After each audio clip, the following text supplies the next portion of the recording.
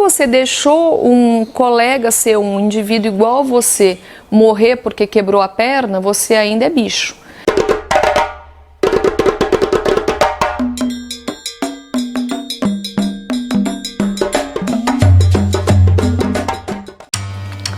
Fala galera, a gente vai tratar de um tema super importante hoje, tá? Que é a relação entre direitos individuais e deveres coletivos, a coletividade. Vocês devem ter acompanhado pela mídia duas aberrações recentes que aconteceram, uma em Rio Preto, outra em Brasília, mas as duas são idênticas. Dois advogados que entraram com mandado de segurança para terem aqui em Rio Preto o direito de não usar máscara em época de Covid, e o de Brasília para não fazer o teste de Covid porque a mulher dele estava numa UTI morrendo de Covid e ele não queria fazer o isolamento social obrigatório. Os dois advogados alegam a mesma coisa: a gente vive numa democracia, a gente tem direito à liberdade de ir e vir. Mas a questão que fica é o seguinte, né? Essa liberdade de ir e vir, ela é de fato absoluta? Todos os direitos individuais, eles são absolutos ou eles estão ligados, né, a um sistema maior que seria a subordinação à coletividade? Então essa questão que vai ficar é o seguinte: dentro de uma democracia, a gente sempre parte do pressuposto que a liberdade tem que ser absoluta. A liberdade de expressão, a liberdade de ir e vir, a liberdade de fazer tudo o que eu quero. Mas essa liberdade é de fato absoluta? E os vestibulares têm falado sobre isso há bastante tempo, né? Evidentemente que fazendo recortes temáticos. O grande recorte que veio a respeito disso foi há 2 anos, numa prova da FAMERP, em que havia a pergunta que é bastante óbvia, né? Vacinação é um direito ou dever? Gente, a vacinação, ela é uma forma de imunizar coletivamente uma sociedade. Então, assim, você está prestando uma prova de medicina. Medicina cuida da saúde pública. Não dá nem para você imaginar que a vacinação seria um direito. Eu tomo vacina se eu quiser. Por quê? Porque você vai colocar a vida do outro em risco, né? E o teu direito não chega até aí. Você não tem o direito de ser negacionista e colocar a vida do teu vizinho em risco. O teu vizinho que é imunodepressivo, que não pode tomar vacina. Olha, existem possibilidades de algumas vacinas causarem efeitos colaterais e levarem até a morte? Sim, existem, né? Essas possibilidades, inclusive, elas estão marcadas em toda a literatura científica. Mas o que a gente sabe? Que o homem de hoje, né, o homem chamado homem moderno, ele é extremamente racional. E as escolhas racionais, elas são feitas muitas vezes por cálculos matemáticos. Então, qual que é o cálculo que a gente faz? Em relação aos homens que tomam vacinas e aqueles homens que não tomam vacinas, quantos morrem tomando vacina e quantos daqueles que não morreram porque não tomaram? Vocês vão ver que em qualquer literatura, gente, não tomar vacina mata muito mais do que tomar. Então a vacina é tua obrigação, né? Se você opta por morar num estado de bem-estar social, num país que tem como base jurídica o estado de bem-estar social, não cabe a você decidir não tomar vacina. Esse é o ponto fundamental. Mas o que a gente está discutindo é muito maior do que isso. O que a gente está discutindo é uma mudança social que historicamente ela é marcada desde a época do Renascimento, que é quando a humanidade deixou de ser coletiva e passou a trabalhar com individualismo, e esse individualismo pode chegar até onde? Então a gente vai pensar, por exemplo, desde a Idade Média, né, quando a gente pensa, por exemplo, em Santo Agostinho, a proposta de Santo Agostinho é que nós tínhamos os nossos valores marcados pela coletividade, né? Santo Agostinho, inclusive, fala, olha, se você quer amar alguém, você tem que cuidar dessa pessoa. A ideia de amor de Santo Agostinho é cuidado. Então toda a trajetória humana, ela é direcionada para a coletividade. Você vale por aquilo que você é capaz de fazer pela tua sociedade. A partir do Renascimento, né, e o marco disso são as grandes navegações, e junto com as grandes navegações, evidentemente, o advento da modernidade, do comércio, da burguesia mercantil, o homem passa a valer por aquilo que ele é capaz de fazer, ou seja, o valor humano vai depender da sua trajetória individual.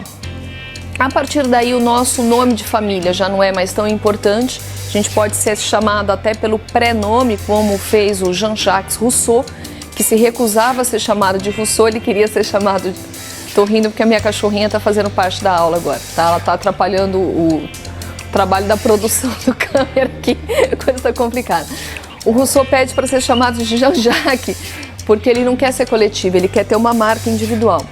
E aí a gente começou a debater valores individuais que são valores importantíssimos para a sociedade, tá?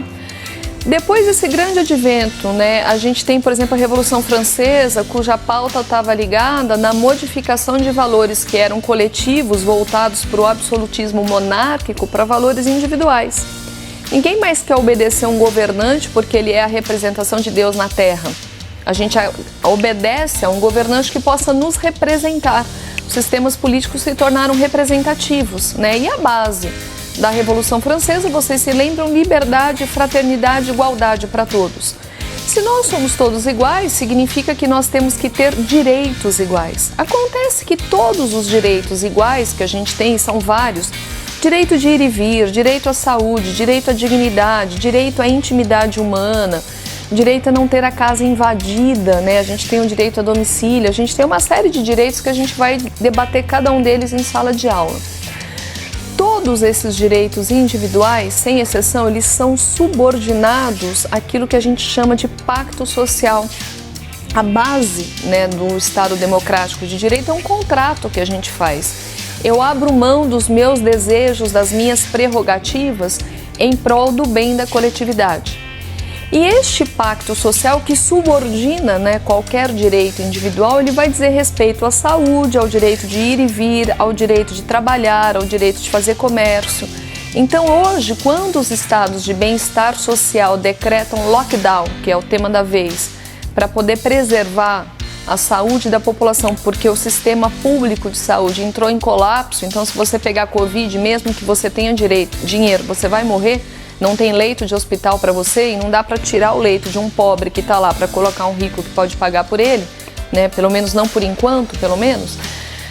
Quando você decide que você não vai fazer o lockdown, você está infringindo a lei. Você está ferindo o pacto social e isso é crime. Então, em cima dessa pauta é que a gente pode discutir uma série de questões ligadas, né, a provas estilo da VUNESP. Quando a VUNESP usa a preposição entre, gente, ela não está te pedindo para fazer um tema expositivo, que você apresente os dois lados e nada mais. Ela está pedindo que você seja um homem racional, que você seja um homem moderno e que você saiba aquilo que é fundamental para qualquer intelectual, para qualquer pessoa que quer ter como futuro uma vida intelectual pautada numa universidade, que tem como princípio a tua formação universal para viver em sociedade. O que ela quer? Que você saiba fazer subordinações, aquilo que é importante e aquilo que é derivado, né? Gente, dá para eu viver sozinho no mundo? Eu, como ser humano, consigo sobreviver se eu tiver matado toda a humanidade em nome do meu direito individual? A resposta para isso é evidente, não, né? Nós somos seres políticos, nós somos seres coletivos. A linguagem, gente, é coletiva. Eu só aprendo a falar se eu tiver em sociedade, e eu só aprendo a pensar se eu tiver linguagem. Então o homem é um ser político, é um ser coletivo. Sempre o bem coletivo, ele subordina qualquer proposta individual de direito. Mas se a gente for pensar, né, como argumentar em relação a isso, a gente teria que pegar uma cronologia histórica. Então, se a gente for pensar desde Platão, por exemplo, Platão propunha para a gente na República que toda decisão humana, ela só é válida quando ela está pautada no bem coletivo. E que a felicidade humana, ela está na construção da res pública, da coisa pública, ou seja, do debate, da onde termina, né, a minha autonomia como ser humano e quando começa a minha servidão, a minha subordinação ao bem coletivo. Aristóteles, né, em Ética Nicômaco, que era o filho dele, ele vai propor que a felicidade humana é justamente aprender a fazer boas escolhas. Aristóteles acreditava que as escolhas, elas são adquiridas, elas não são inerentes no corpo humano. Portanto, Aristóteles tem quase que um projeto aí pedagógico, né, de como te ensinar a ser um ser coletivo. E esse ser coletivo é o ser da virtude. E a virtude para Aristóteles é a prudência, e a prudência está no meio termo. Gente, entre a liberdade absoluta, né, de poder andar sem máscara, de poder saber que é um portador do vírus da Covid-19, porque a tua mulher está com Covid e mesmo assim você quer exercer o teu direito de trabalhar, tá? E a prudência de saber que você vai ser responsável pela morte do outro, você tem que escolher pela prudência, você tem que ser um ser virtuoso. Se a gente trouxer os pensadores para a modernidade, a gente vai ter uma grande figura aí que é justamente o Freud, né? No Mal-Estar da Cultura ou no Mal-Estar da Civilização, Freud tem uma frase que é muito singular em relação a esse tema. Ele vai dizer o seguinte: o primeiro homem que, ao invés de lançar uma pedra quando se sentiu violentado, lançou uma injúria, inventou a civilização. Freud vai propor para a gente, portanto, que a base da civilização está na repressão dos nossos instintos.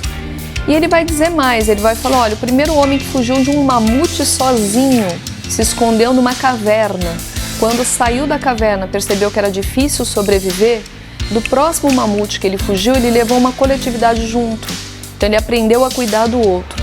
E a antropologia cultural vai dizer que a base da civilização é um fêmur encontrado há 15 mil anos que estava quebrado, mas foi restituído.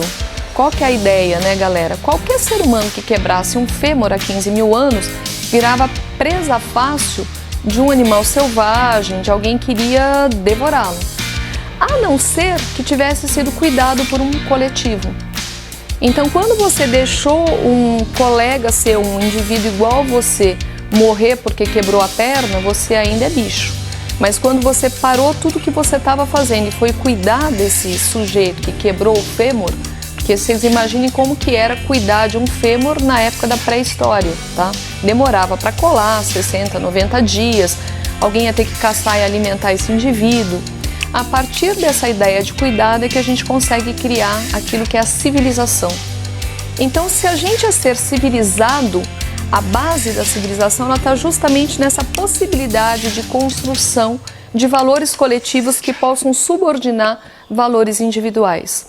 Quando você tiver que escolher para colocar na tua redação qualquer tema que esteja ligado a esse binômio, né, ou a essa polarização, valores coletivos, eles são sempre mais importantes do que valores individuais. Entre o meu direito de não tomar vacina, porque eu sou negacionista, eu tenho medo que a vacina me faça mal, e o meu dever como ser coletivo, o que se sobrepõe ao meu dever. Entre o meu direito individual de ir e vir e de poder trabalhar e o meu dever de preservar a saúde pública de todo mundo, porque eu posso ser um vetor de Covid-19, o que prevalece é o meu dever coletivo, porque eu estou dentro de um pacto social. E o pacto social, ele não me dá só desvantagens, ele não só é uma forma de reprimir os meus instintos ou os meus desejos. O pacto social é aquilo que me propõe a vida, é aquilo que permite que eu seja humano, é aquilo que permita que eu possa compartilhar a linguagem, que eu possa compartilhar a vida em sociedade. É aquilo, portanto, que me torna um ser humano, né, com tudo aquilo que significa carregar a nossa dor existencial e a nossa condição humana. Moçada, partindo desse repertório é que a gente vai para a técnica de aula. Boa semana!